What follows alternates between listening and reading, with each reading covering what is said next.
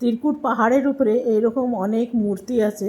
মা কালীর মূর্তি আছে, গণেশের মূর্তি আছে, পার্বতীর মূর্তি আছে, নানা রকম ঠাকুরের মূর্তি আছে। তবে জানেন, এই যে মানুষরা বসে আছে উপরে উপরে, ওরা একদম উপরে যাবে, এই রকম পাথর বেয়ে বেয়ে উপরে উঠতে হবে।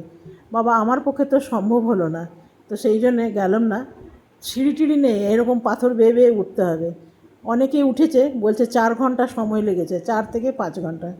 তো আমরা চলে এলাম নিচে। আর এইখানে দেখুন, শিব সেজে একজন দাঁড়িয়ে আছে। চলুন তার কাছে একটু আশীর্বাদ নেওয়া যাক। আমার হাজব্যান্ড আশীর্বাদ নিয়ে নিয়েছে, এবারে ঋষিকে ডাকছি। ঋষি কিছুতেই আসবে না, ভীষণ লজ্জা পাচ্ছিল, তাও কোনো রকম ডাকতে এলো। ভালোই লাগে, শিব দাঁড়িয়েছিল, ওইদিকে আবার পার্বতী আছে। আর আমি একটু আশীর্বাদ নিয়ে নিলাম, বেশ ভালোই লাগছিল।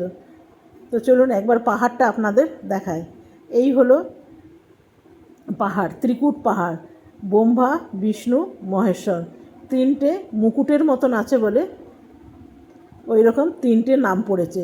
আর এত সুন্দর দেখতে লাগছে জায়গাটা, এত সুন্দর কি বলবো। আজকে ছিল